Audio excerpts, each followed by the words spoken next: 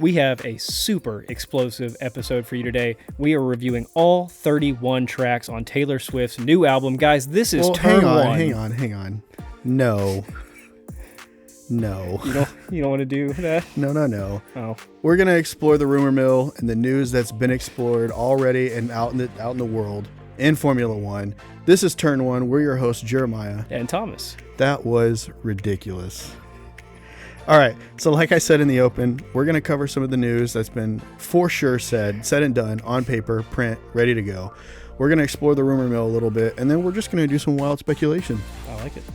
All right, first on my list, I have official, on the dotted line, Nico to Audi in 25.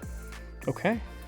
That is wild because, one, there's a seat open at Haas, and two, it confirms everything that I've been saying in previous episodes about Nico Hulkenberg.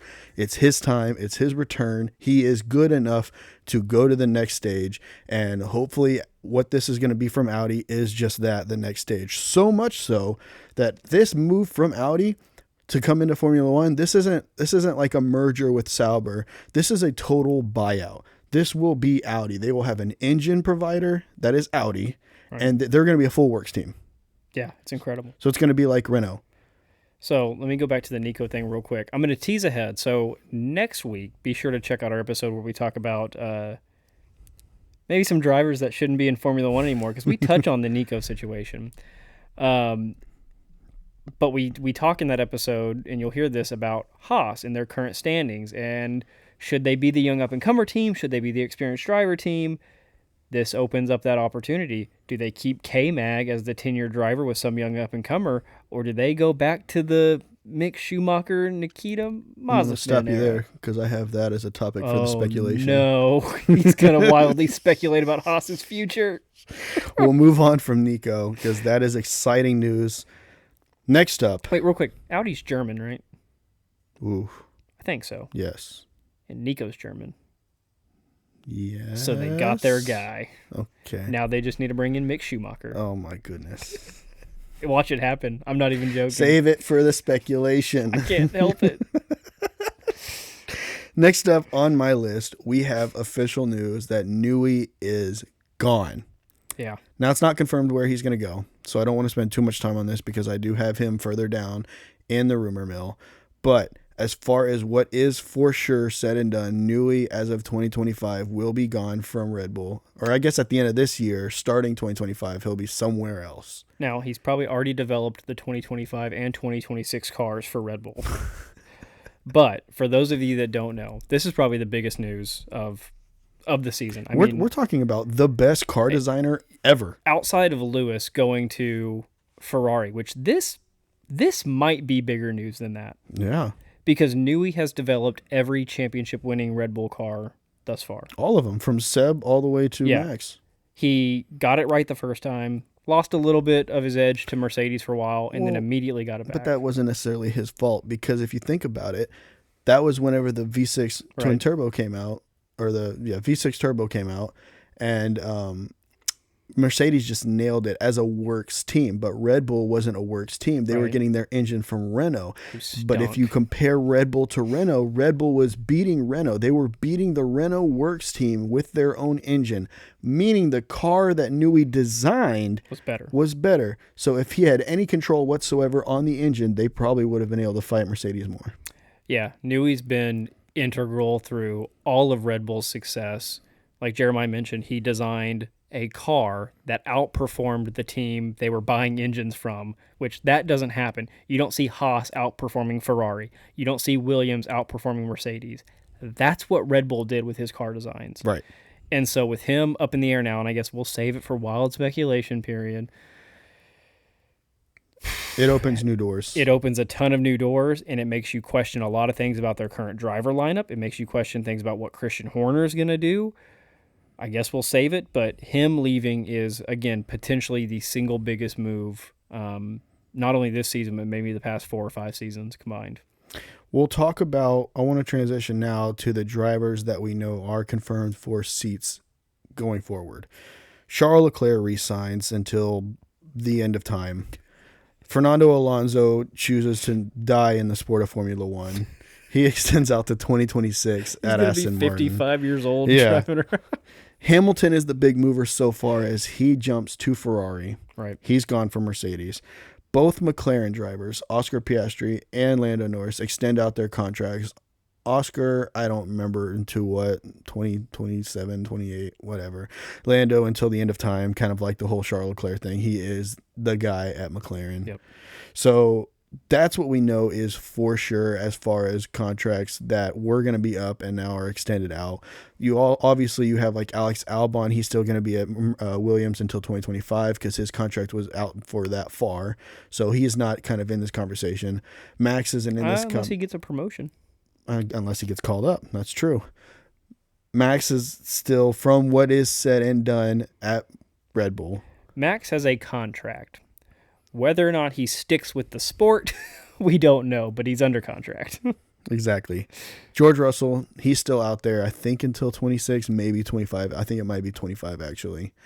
But we don't know, the Alpine drivers. We don't know the RB team, where they're going to end up. We don't know the stake team. We don't know Haas minus Nico, who has been confirmed to Audi.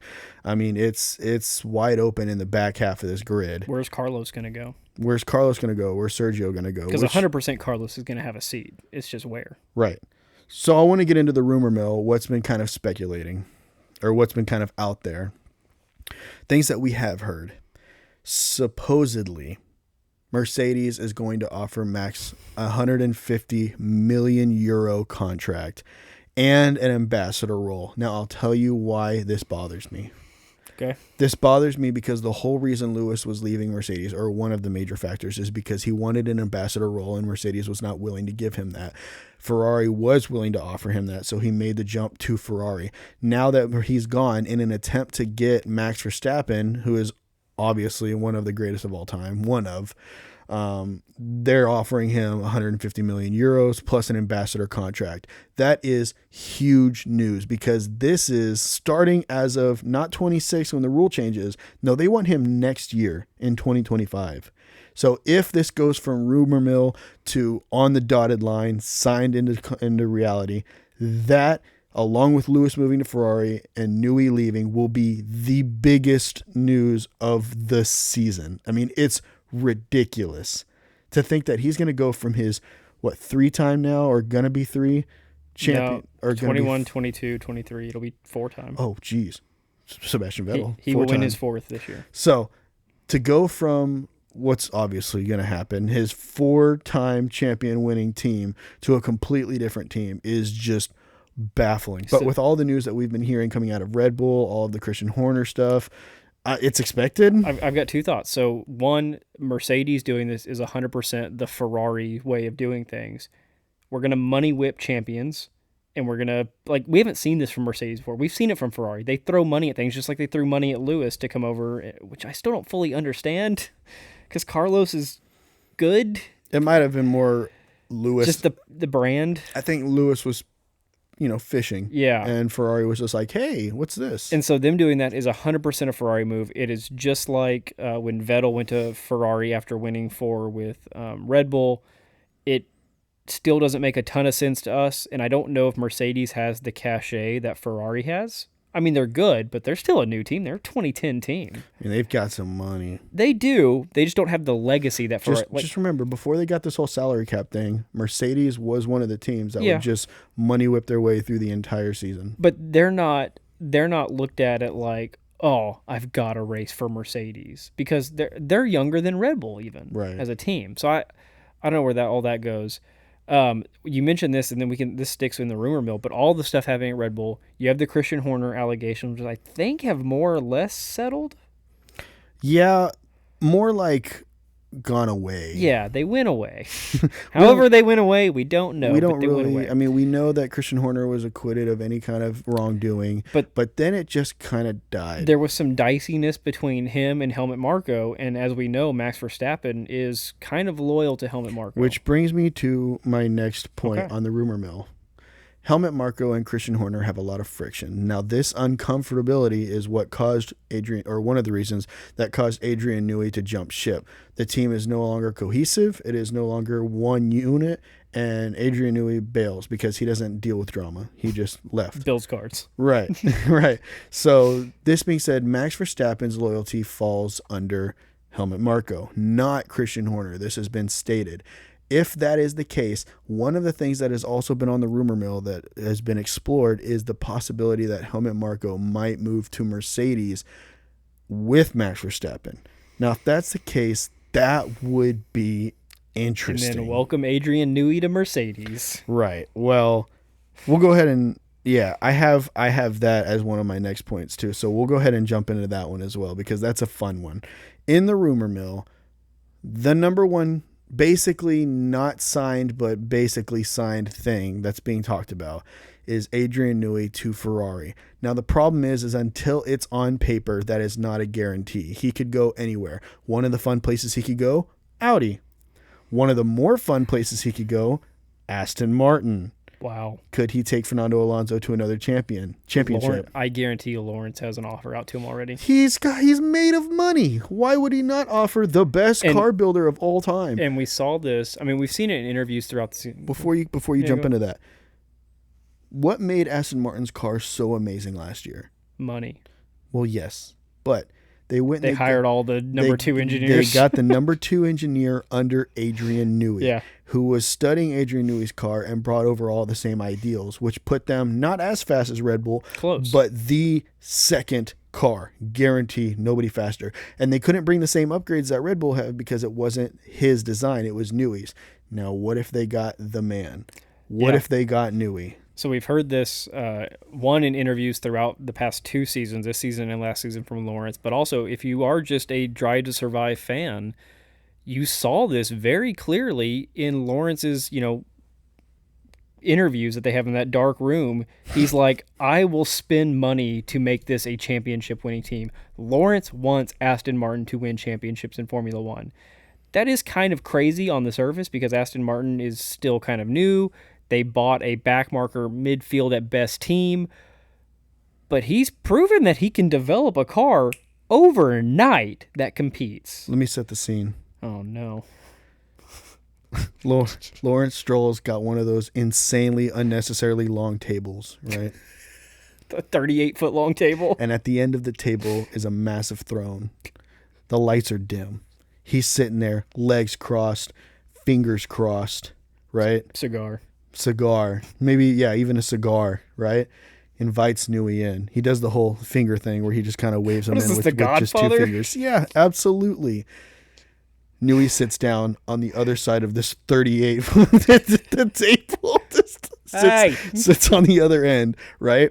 All of a sudden, from out of the darkness that is Lawrence Stroll, a clipboard with a piece of paper just comes sliding across the table to Adrian Newey. The number, massive. Yeah. A massive amount of money. And Newey's looking around and he goes, all right, I'm in. Yeah. Boom. Adrian Newey to Aston Martin. Fernando Alonso, world champion. And here's something to back that up.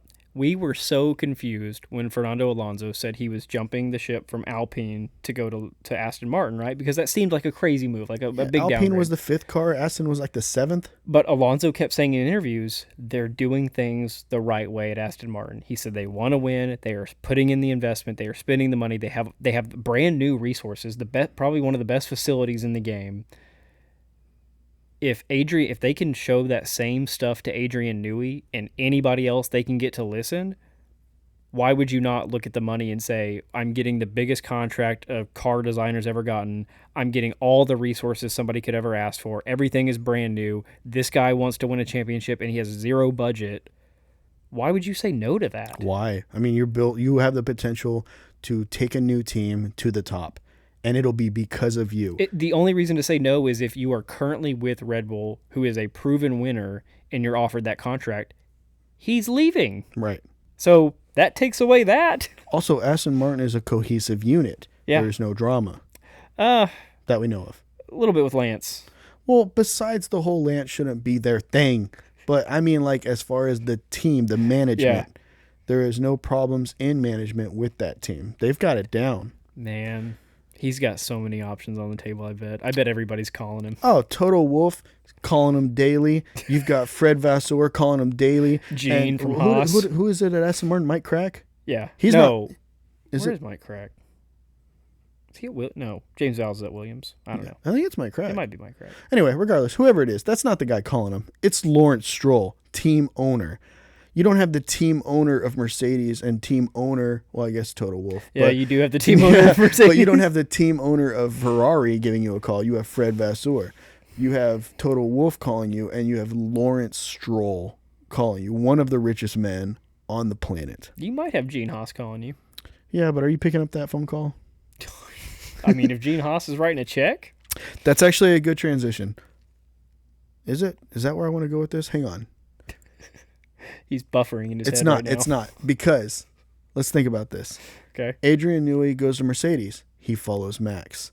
Mercedes climbs back to dominance. Okay, not good enough. Adrian Newey goes to Aston Martin, takes a team that started on 7th, worked their way up to 5th, now is working their way up to the very top with Fernando Alonso. So they'll have he has Max if he goes to Mercedes. He has Fernando Alonso if he goes to Aston Martin. And if he goes to Ferrari, he's got Charles Leclerc and 7-time world champion Lewis Hamilton. Where does he want to go? Doesn't matter. He's surrounded by champions. Yeah. That is crazy. And it's going to be interesting to see that. So you don't build an F1 car overnight. There's cycles to this in a long period of time. When he joins a team, how immediate is his impact? Is there a year where he has probably no real say over the car? Because that car's already said and done. It's already said and done. He can't really influence it. So he's got to sit back for a year. But that also means he has a full year to work on the next develop car. a new car. Right. So here's my final point on the whole Newey thing.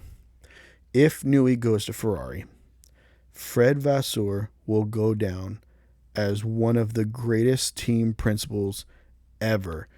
To go to Ferrari, to bring in Lewis Hamilton, or no, the very next. So you come in on the year that Matteo Binotto, what was he, second, and then they had that big fall, Yeah, and then he was still stuck with that car. The very next year, Ferrari right now this year is the second best car on the grid. The year after that, you bring in Lewis Hamilton and Adrian Newey. Then however well that year goes, then 2026. Rule change, but this time with Adrian Newey, getting it right. Lewis Hamilton, and Charles Leclerc. That is nasty. That timeline for Newey almost checks out. Like, hey, I need to get with the team now to start developing a car for the rule change in 26. You know, you don't want to wait and come in after that because then you're behind the curve. If the team you go to has already developed something that's junk, you don't want to start over. I will debate you a little bit on Fred Vasseur being the greatest team principal of all time with that move. Because I still question the Lewis move. You've got two of the best drivers in the sport. You're right. I forgot how many world championships Carlos Sainz has won. I'm talking about today. You're right. I forgot how many race wins Carlos Sainz has compared to Lewis. You're right. That number is right. Exactly. But from a branding aspect, you're right. Genius. Lewis is going to bring Ferrari way not more from money. A branding. Yeah, it's from a branding standpoint. It's not from a pure skill standpoint. You put Carlos Sainz on the same skill level as Lewis Hamilton in the same car.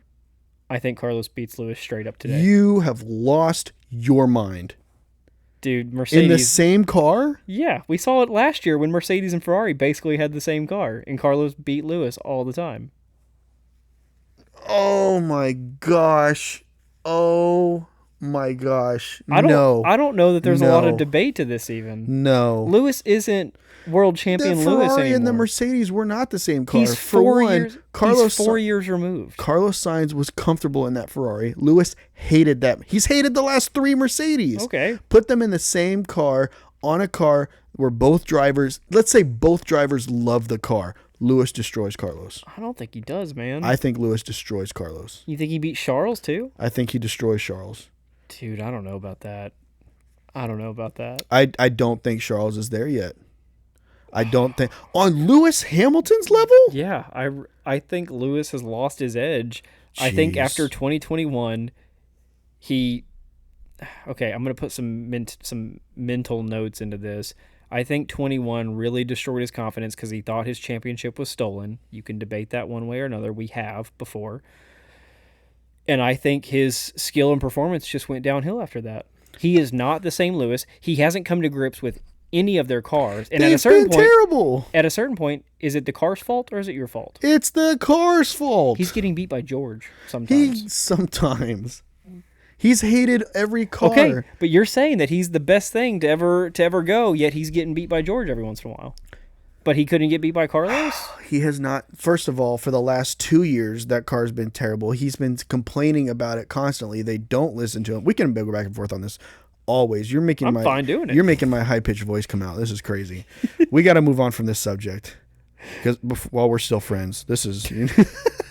Let us know in the comments. Is Lewis Hamilton washed up? Let me know in the comments. Has Thomas lost his mind? Dude, I don't think I'm that wrong on this. I really don't.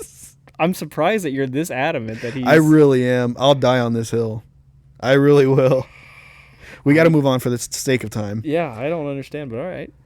The last thing in the rumor mill. Okay. Oliver Bearman to Haas. Yeah, Ferrari system. Yeah, absolutely. Came in 7th in the Ferrari. Replace Nico straight up. Right. Nico goes to Audi. You have to replace that seat. Who do you put with K-Mag, given that K-Mag stays there, which we assume is the case because we haven't heard otherwise? Oliver Bearman. You put Oliver Bearman in there. He learns from K-Mag. Honestly, if you're going to learn anything from K-Mag, his defensive is unreal. Yeah, refer back to the 2023 Miami Grand Prix where he took K-Mag... Charles 38 laps. Constantly defending, and then he gets overtaken and immediately overtakes back. Yeah, and we see that time and time again. Every time, let's say K-Mag gets up to like 10th or 11th or 12th, and he's got this long chain behind him. They cannot pass him. Every time that one car tries to make a move, he immediately gets right up underneath them on the next corner, or dive bombs, or goes high around the outside quick. And I mean, it's really hard to pass Kevin Magnussen. We see it every couple of races with him. What race was it a few weeks ago? Was he holding off Lewis? Maybe? Like in 13th or 12th. He's always like in that 13th to 12th spot, holding back one of the front runners just annoyingly.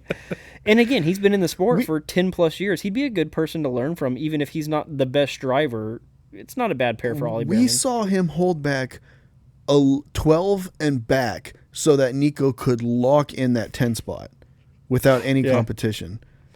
I mean, he's got some crazy defensive ability. So let's say Oliver Bearman comes in, who's a little bit tentative. Maybe he's good offensively, but he needs a little bit work defensively.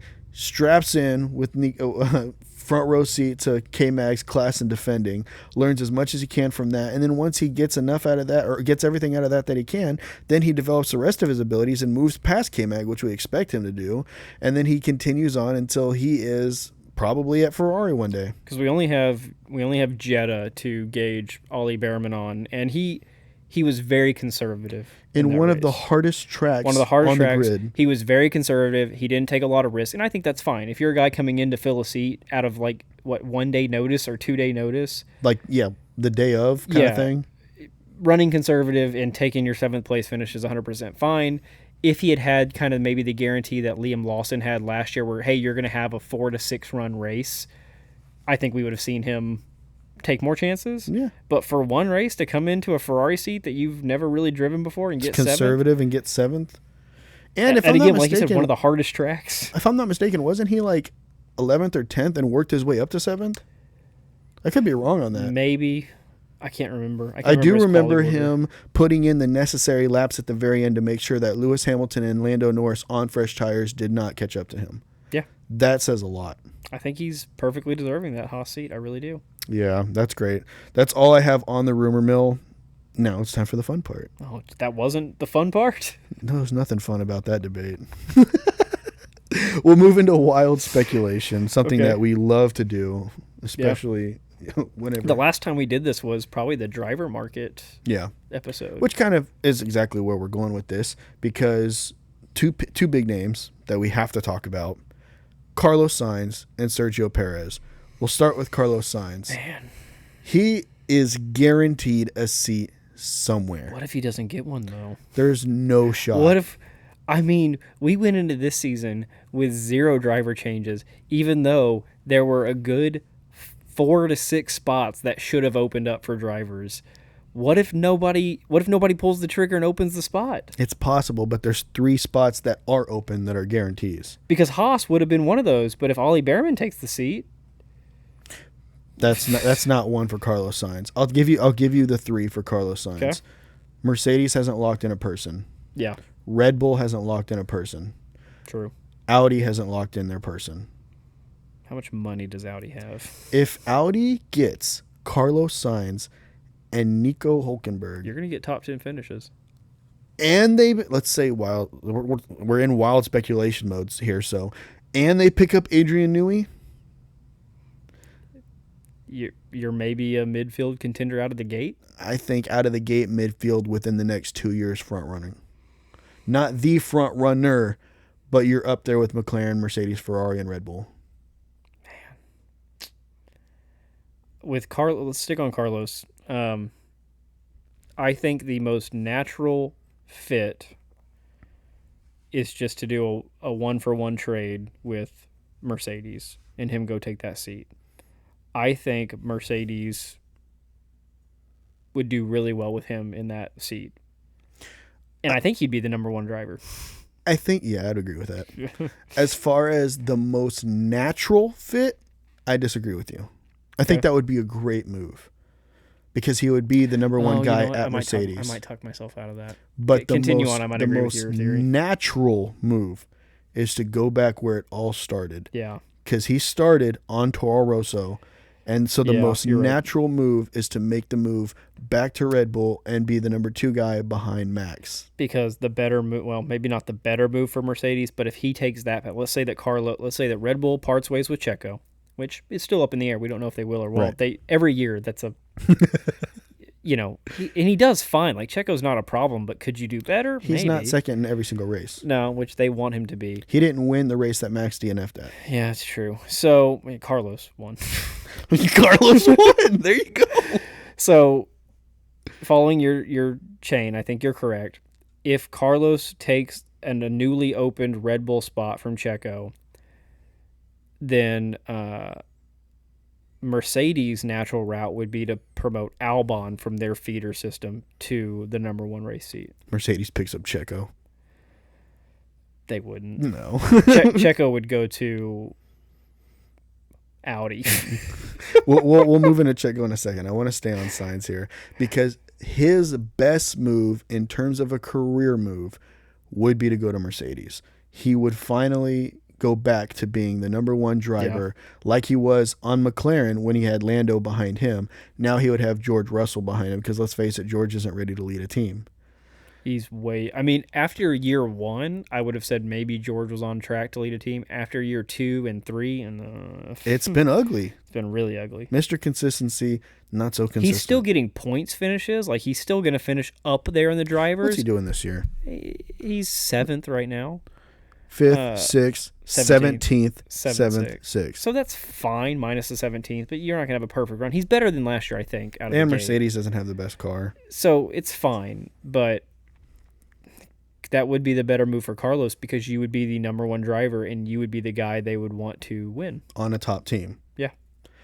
But as far as what would be the most natural and comfortable move, it'd probably be to go to Red Bull.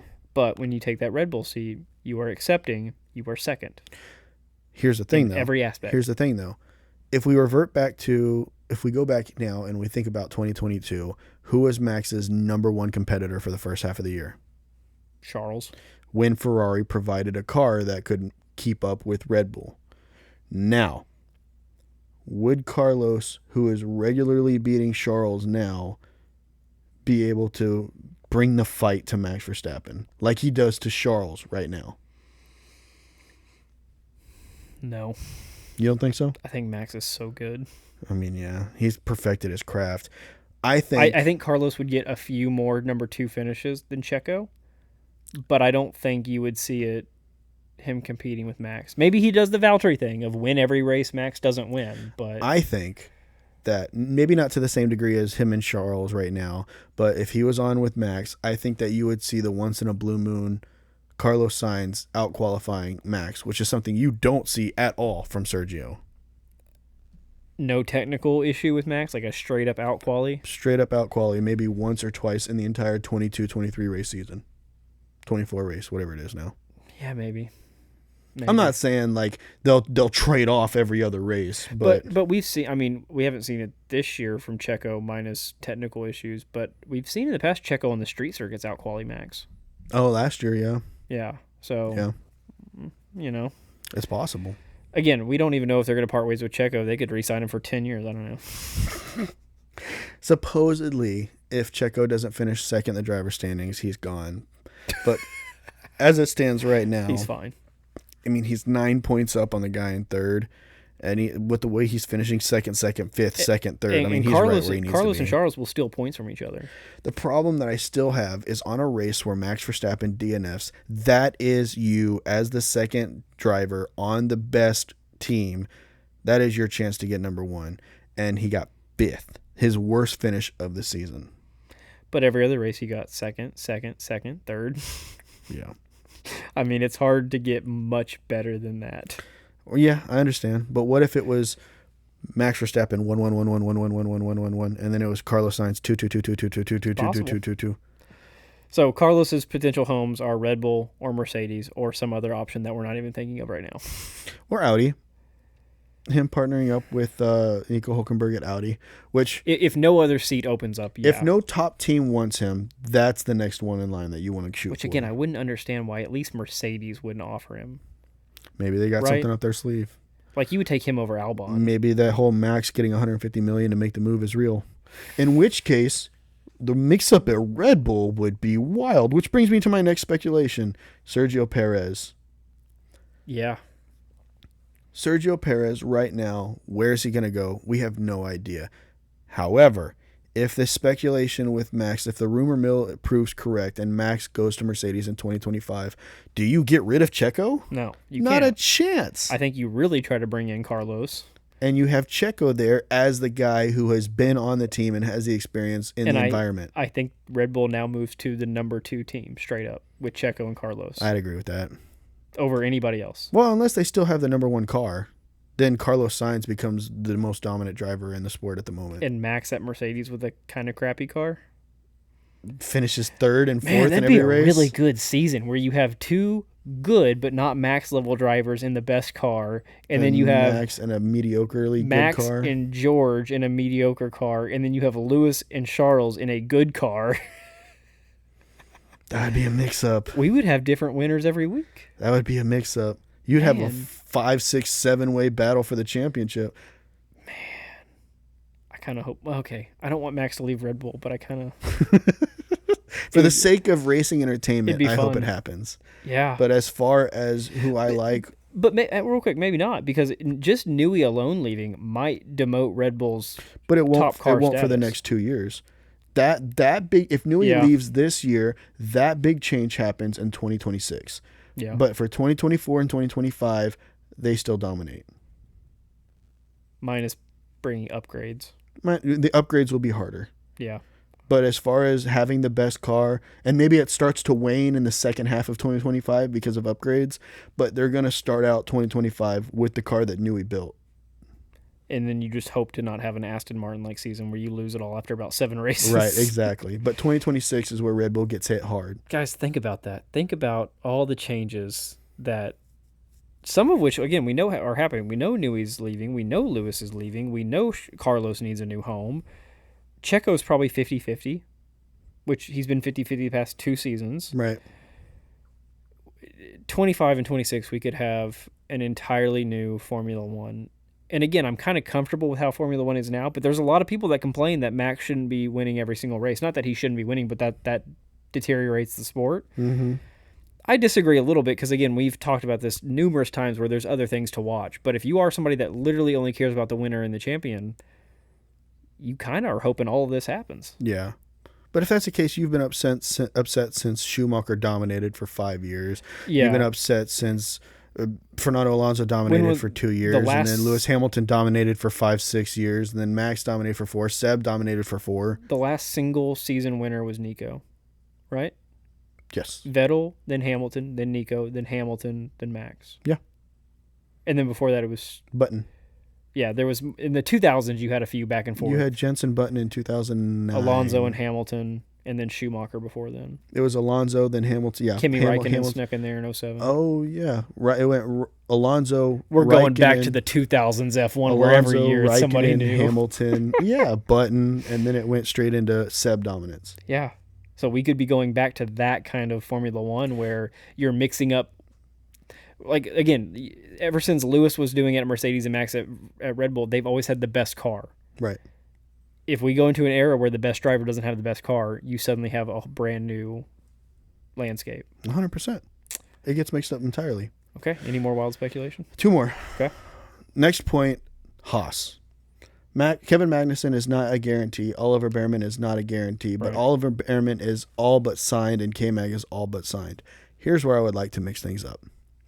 Valtteri Bottas is not all but signed at stake. If he does not get that stake contract, I want him to replace K-Mag at Haas, and I want Oliver Bearman to learn from Valtteri.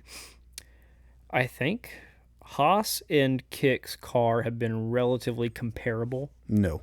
past couple seasons. Past couple seasons when they were Alfa Romeo, yes. This season, stake is down here. Haas is up here with So what RB. could Bottas, who is a proven good driver, what can he do with a slightly better car than he has today? He'll give every single bit of knowledge that he has to this up and Could coming he get a Oliver podium Bearman. with Haas Ooh, maybe on one of those. in a Ferrari engine? If we have a mix-up season like what we've been talking about, then yes. Like I said, we're wildly speculating. But if here. everything stays as is, no. No, not a chance. No. I would like. There's a couple other options I would like to see there. Oliver Bearman, as if we're staying with Oliver Bearman as a given, which is all but signed, then I would like to see. I don't want to see them partner up 2 rookies, so I don't want to see like a Felipe Drugovich and Oliver Bearman or And something I don't like think that. they would with the Schumacher and Nikita situation. I think that rubbed them the wrong way. Right. I would like to see a veteran come in, so maybe you bring in a Valtteri. K-Mag is fine. If it's K-Mag and Oliver Bearman, I won't be upset. He has a lot to learn from K-Mag defensively. Fine. I would prefer to see someone like Bottas come in there. Maybe if for some reason no seats open up, you see a Carlos Sainz move. Carlos at Haas would be so disappointing. I know. Potentially you see a Sergio move. That would be less disappointing, but still disappointing. Because he is pretty late in his career. Yeah, that's almost where Sergio came from, that kind of level of... Because he was at Force India. And he won a race there. He won a race, and then he moves up to the big leagues at Red Bull. Him going back down to that, I think he would just retire. If Haas offered him a contract, he's like, nah, I think I'm done. I'm just... Guys, you know what? I've had a good career. I've made some money. Got some wins for my family. I'm done. That's the only 2 real moves that I could see as a possibility. If it was all said my way, I would have it Nico and Oliver Bearman. Because I But would it's not want going him. to be your way. No. And so my other 2 options there would be Valtteri, and then if not that, then K-Mag. Because other than that, everybody else is pretty much set in stone. I mean, what are you going to have? Charles Leclerc come down to Haas? Like, that's not going to happen. George Russell, Fernando Alonso, that's not going to happen. I really want somebody to give Liam Lawson a look, and I mean, I don't know if this was your last thing, but, the RB team is odd. Is it... His last note is Lawson ? So we'll go ahead and transition then. Yeah, because it's weird when you mix the teams, right? Because we talk about Haas, but they're a Ferrari feeder team. But you can jump across the aisle and get somebody from another team, unless So if you're Lawson, are you waiting for that RB seat to open up, or if Haas calls, do you take that opportunity? The problem with Lawson is if he stayed at Red Bull. For one, he should be there right now if he wants that Red Bull seat. He should have already been in there this season, getting a season under his belt, getting a look at for the Red Bull seat. Because this is when the transition's about to happen. Yep. It's either going to happen this year or next year. Since he's not in the equation in the feeder team yet, in the B team, he won't be looked at for that A team spot. I'm too busy kicking tires with Danny Rick. The problem is is that he doesn't have that seat right now. So unfortunately, let's say he goes to RB next year. Sergio's gone next year, and it's either Yuki or Danny that gets called up to that spot. It's probably not going to happen. It might probably be like a Carlos or something like that. But let's say that if you follow the chain of command through the Red Bull system, that seat next year goes to a Yuki or a Danny Rick. In that case, one seat opens up at Red Bull, and then it's how long do you have to wait behind Max and Yuki/Danny, whoever has that seat, until another seat opens up. It's now. The time is now that he has to be at that seat. So the question is, do you stay in the Red Bull system? What if he made the move to Williams, replaces Logan Sargent, and works through the Mercedes lineup? I just want him to have a seat, whether that's, I don't know if RB is going to open up a seat this year. Is RB returning both drivers? Is that confirmed? No. So nothing's confirmed at RB. I wouldn't be shocked if RB kept both Yuki and Danny for the next season or two. That wouldn't surprise me. But we know that there's going to be the Haas opening, and there's a really good chance that Williams seat is open. There's no way they roll with Logan again. They were already he was the last one to get signed last year, wasn't he? Yeah. They were on the fence about Logan until almost the end of the season when they announced that he got re-signed. And, of course, nobody else picked him up. I would be really surprised if they give him another look next year. There's a lot of those F2 drivers, though. So I don't know. Speaking of, the last thing was on the rumor mill. I forgot to mention it. The last point for the video.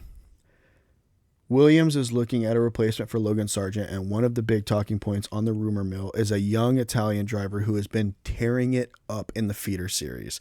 He's working his way through F2. I want to say he's like 8th or 7th or something like that. Antonio Giovinazzi. No. Geez, now you said that, and I'm blanking on his name. I think it's Kimi Antonelli, I think his name is. That sounds right. Gosh, dang it. I had it in my head, and then you said Antonio Giovinazzi, and it just left me. It's Antonio Giovinazzi. Don't worry about it. No, I think it's Kimi Antonelli, I think is his name. But he is a savage. I've done a lot of looking at his previous races. He is so good. He's got natural talent. F2? So he's in F2 right now, yes. He's not one of the top 5. I want to say he's like 7th or 8th in the standings right at the moment, but it's his first year. Okay. He is really good. He's got natural talent. So in terms of needing to learn to make decisions in certain ways, he just naturally makes the right decision. So his offensive overtaking abilities are really good. His defensive, defending off people that are about to overtake him, he's really good in all kind of categories. Obviously, he's in F2, so you're not going against the big dogs with the best skills. So he's going to have a lot to learn regardless. But if they bring in Kimi Antonelli into that Williams feeder team, he will be a possibility for that Mercedes Is he seat. in an academy now? I want to say he's a part of the Ferrari program because one of the things that has been big for him is that he could be the first Italian-born Ferrari driver in a long time. So if he does make the move to Williams, it'll be a sheer, what is it? It'll be basically a seat opens up, I got to take it. You know what I mean? And if he's looking ahead, if you think he's in the Ferrari system, he clearly sees that Ollie Bearman has the next seat in line in the Ferrari system. So if you're going to jump ship, now is the time to jump ship. I would just be concerned if they bring somebody that's finishing 7th in the F2 championship up to F1. Andrea Kimi Antonelli. Okay, I did have that right. He nails it. Thank goodness. I was worried. But Kimi Antonelli testing the Mercedes W13 at Imola. Wow. So their Mercedes is getting the look at him. Actually, I'm wrong.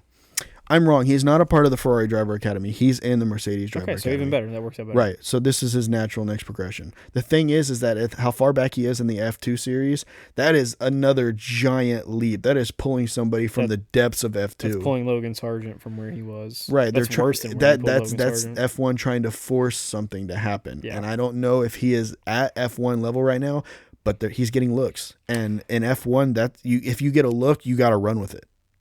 You know what we see a lot of times from guys like that is they get like a reserve or test driver seat, and then if they don't ever get into a race, they just kind of disappear. Right. So I'm hoping that that doesn't happen with any of these guys, but there's so many that it's going to happen to some of them. You just never know when it's going to hit. Like, luckily it didn't happen to Oscar Piastri. Yeah. I mean, he wasn't in a series for a whole year. Right. He was an Alpine reserve driver, and then he finally got the Alpine seat, and he was like, oh, got out of that dumpster Yeah. fire before it went downhill. Okay, man, that was a lot. Anything else? That's all I got for you. Okay, so recapping, the biggest news of the day is Newey. Yes. And then it's kind of onto the rumor mill of what happens to the various seats left by Lewis, going to be left by Carlos. Does Checo have a seat? We know Nico's out, so what does Haas do? There's a lot going on in Formula One right now. Guys, let us know. Will Audi win the Constructors' Championship in 2026? All right. It's a halfway serious note. I like that. If you enjoy our content, if you're enjoying our previous videos, if you want to see more of our content, like down below. It really helps the channel. Hit that subscribe button so you can see more future videos. Ping the notification bell. That way you can get updates whenever we post something new. Other than that, I hope you enjoyed the show, guys. All right, we'll see you.